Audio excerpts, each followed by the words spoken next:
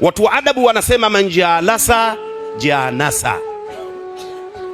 Watu wakikaa sana pamoja kwa muda mrefu ufikia wakati wakaambukizana vitabia. Wanafunzi wanarithi uongo kwa shekhe muongo. Mara moja wametoka wanatembea, wakafika katika dimbwi la maji. Sisi watu wa pwani huku tunajua ukisema dimbwi, mvua zimenyesha, maji yamebaki. Sharifu kaangalia maji, si ndio Sharifu tena, katikisa kichwa, Allahu akbar. Wanafunzi wakajua atakutuongopea. Wakamuuliza, Sharifu vipi? Akasema, Allahu akbar, hapa kuna samaki wengi kweli kweli. Samaki kwenye dimbwi. Mwanafunzi mmoja alikuwa nyuma akasema, Sharifu na mimi nimewaona, tena mpaka wakavu wamo.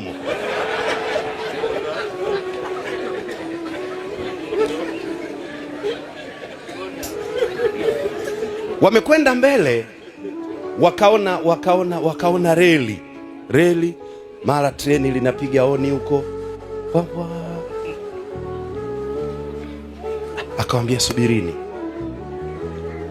Treni ilivyopita, Sharifu akacheka. Wanafunzi wakakaa vizuri. Anakuja huyo. Vipi Sharifu? Akasema, naam, mara moja nilipita mahala kama hivi nikakuta treni inataka kupita, lakini kulikuwa na ng'ombe anakatiza kwenye ile reli. Yule ng'ombe akasimama katikati ya reli, treni ikapita uvunguni, haikumgusa.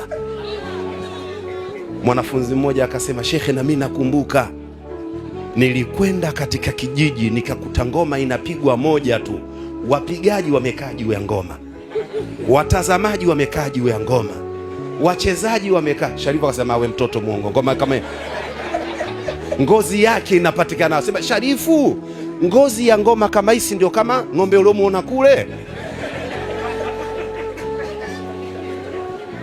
Ukimfundisha mkeo uongo, usije ukashangaa akaja kukuongopea. Ukimfundisha ukweli, mkeo atafata tu. Mwisho